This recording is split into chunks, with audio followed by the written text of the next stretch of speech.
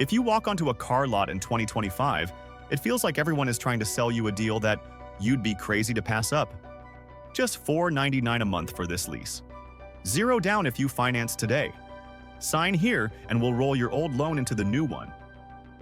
And in the moment, when you're staring at a shiny SUV with a giant screen and a panoramic sunroof, those numbers can sound reasonable.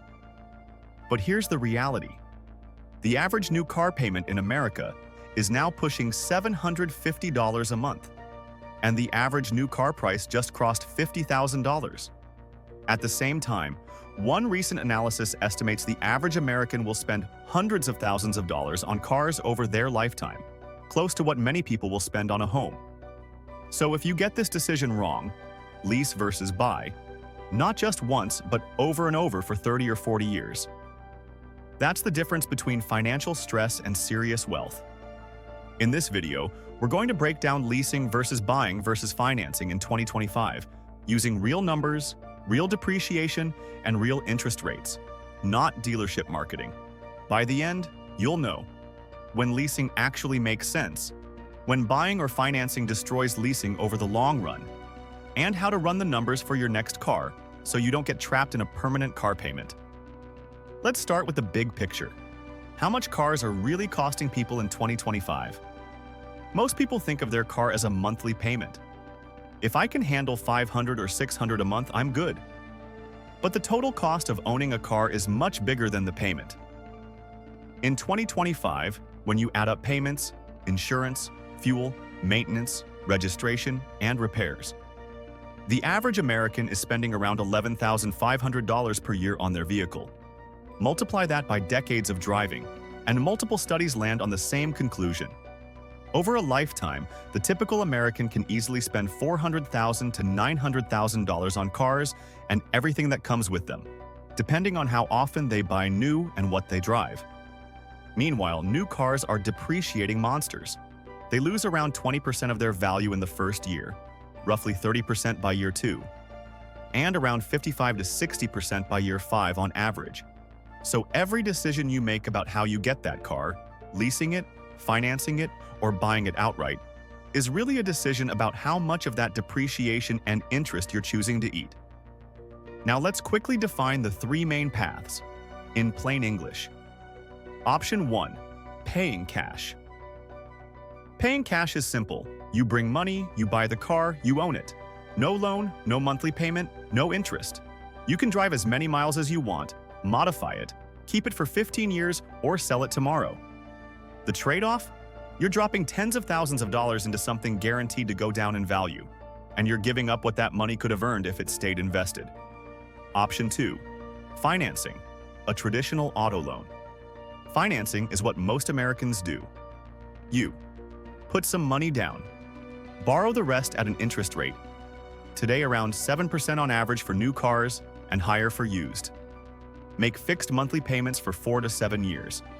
At the end, if you stick with the loan, you own the car. You also have the flexibility to sell it earlier, as long as the sale price is higher than what you still owe. The catch is the obvious one: interest. A longer loan and a higher rate means paying thousands extra over time. And in 2025, many buyers are stretching loans to 72 or even 84 months just to make the payment look affordable. Option 3. Leasing. Leasing is basically long-term renting. You put some money down, pay a monthly amount to use the car for 2 to 3 years. Stay under a mileage limit, often 10 to 12,000 miles per year. Then turn the car back in, or sometimes buy it at a preset price called the residual value. Your monthly payments are usually lower than a loan because you're mostly paying for the depreciation during those years, plus fees and interest on that portion. Leasing is attractive if you love having a new car every few years, want the latest tech and safety, and like staying under warranty so big repairs aren't your problem. The downsides: mileage penalties if you drive too much, extra charges for excess wear and tear, and the big one: you're almost always in a car payment forever. So, with all that in mind, in 2025, which option is actually cheaper? Time for some real numbers. Let's take a realistic 2025 example. You're looking at a $35,000 compact SUV, Pretty normal in a world where the average new vehicle is just over $50,000. You have 10% down, $3,500 saved. We're going to compare a 36-month lease versus a 60-month loan at 7% APR, and what happens if you sell the car after 3 years. Scenario A, financing and selling after 3 years. Car price, $35,000. Down payment, $3,500. Amount financed, $31,500. Loan term, 60 months at 7% APR. Plug that into a standard auto loan calculator, and your payment comes out to about $624 per month. Over 3 years, you will have paid your down payment, $3,500, made 36 payments of about $624, roughly $22,455. Total cash out of pocket in those 3 years, about $25,955. Now, what is the car worth after 3 years? On average, a new car is worth around 58 to 60% of its original value at year 3. 60% of $35,000 is $21,000. Next, we check how much you still owe.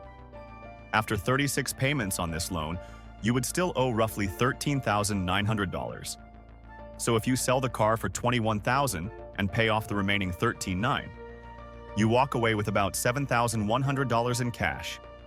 Your net 3-year cost is, total you paid in, $25,955, minus what you get back, $7,100, which equals about $18,900 to drive that SUV for 3 years.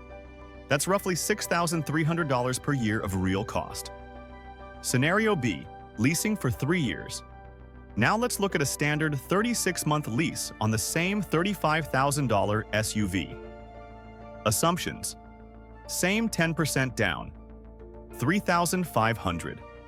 Residual value after 3 years, 60% of MSRP, $21,000. Lease interest roughly equal to 5% APR. Using a lease calculator with those numbers, your monthly payment lands around $400 per month before tax. Over 3 years. Down payment, $3,500. 36 payments at about $400, $14,400. Subtotal, $17,900. Now add common lease fees, an acquisition fee, and a disposition fee, which together often total around $1,000 to $1,200. Round it out, and your total 3-year lease cost comes to around $19,000 to $19,100. And at the end, you hand the keys back and walk away. Or you pay the residual $21,000 to buy it, which would obviously make leasing more expensive than just financing from the start in this example. So, in this realistic 2025 scenario, financing and selling after 3 years, total cost comes out to around $18,900. Leasing for 3 years, about $19,000 to $19,100 in total costs. They're shockingly close, which means, for a 3-year horizon on a fairly normal SUV, leasing is not some wild scam, but it's also not a magic hack. You're paying roughly the same ballpark as someone who bought the car and sold it after 3 years. So the real question becomes, where does buying start to win? The real advantage of buying or financing doesn't show up in year 3. It shows up in years 6, 7, 8, 10, when the average leaser is on their 2nd or 3rd lease, still making payments, and the disciplined buyer is driving a paid-off car.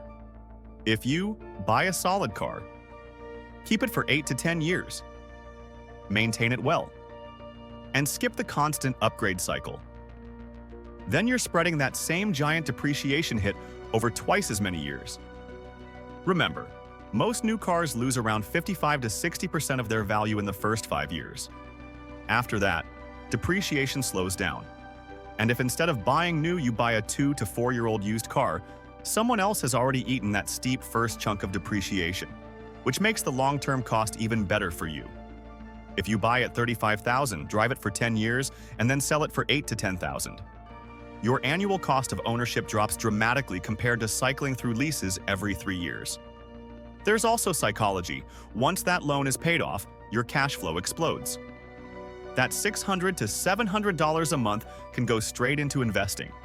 Over 10 to 15 years, redirecting just $600 a month into index funds instead of permanent car payments can easily add hundreds of thousands of dollars to your net worth. That's why many financial planners push rules like, spend no more than 10% of your gross income on a car you keep at least 5 to 10 years. They're not trying to ruin your fun. They're trying to keep your future net worth from getting eaten by metal and rubber. Leasing isn't always the villain. In 2025, it can legitimately make sense if 1. You're a low-mileage driver. If you commute a short distance and don't road trip much, you might stay well under the 10 to 12,000 yearly mileage limit. In that case, you avoid mileage penalties and enjoy lower monthly payments. 2. You value new safety tech and warranty more than ownership. If you want the newest driver assist features, EV tech, or plug-in hybrid systems, and you hate surprise repair bills, leasing keeps you in a newer vehicle under warranty almost all the time. 3. You can write part of it off through a business. For some self-employed people and business owners, lease payments can be partially deductible. Talk to a CPA first. That can tilt the math in leasing's favor compared with buying personally. And 4. You're disciplined with your budget and you invest the savings. If your lease payment is way lower than a reasonable loan payment, and you're actually investing the difference every month, not just spending it, leasing can work as part of a bigger strategy. But even in those situations, you still need to watch mileage limits and excess wear fees. Read the fine print on money factors and residuals. And compare the total 3-year cost of leasing with the total 3-year cost of buying and selling, just like we did earlier. So in 2025, what's the smart play for most people watching this? Here's a simple blueprint. Decide your real needs, not your ego needs. Most people drive under 40 miles a day and rarely haul 7 people across the country. You probably don't need a $70,000 truck to sit in traffic. A reliable sedan or small SUV often does the job for half the money. If you're in build wealth mode, lean toward buying or financing and holding. Buy a reasonably priced car, used or new. Keep the payment affordable, ideally no more than 10 to 15% of your take-home pay. Plan to keep the car at least 8 to 10 years. If you do lease, treat it like a calculated expense, not a hack. Run the numbers on the total cost over the full term. Stay comfortably inside the mileage limits.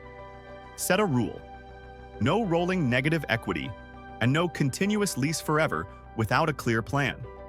Lastly, never judge deals by the monthly payment alone. Dealers want you to focus on, can you swing $499 a month? You need to ask, what's the total I'll pay over this lease or loan? What will the car actually be worth at the end? What else could I do with that money? Because at the end of the day, the real question isn't just, should I lease or buy? It's this: how much of my future am I willing to trade for this car? Here's the bottom line. If you love always having a new car, drive low miles, and can truly afford it, leasing can be a lifestyle choice. Just don't pretend it's the cheapest option long-term. If you want to build wealth, reduce stress, and stop bleeding money into depreciation, buy a sensible car, keep it a long time, and invest the difference. In 2025, with car prices and interest rates where they are, the real flex isn't the luxury badge on your hood. The real flex is a paid-off car, a growing investment account, and the freedom to choose work you love because you're not chained to a $750 monthly payment. If this breakdown helped you see the true cost of leasing versus buying, hit like so more people can find it.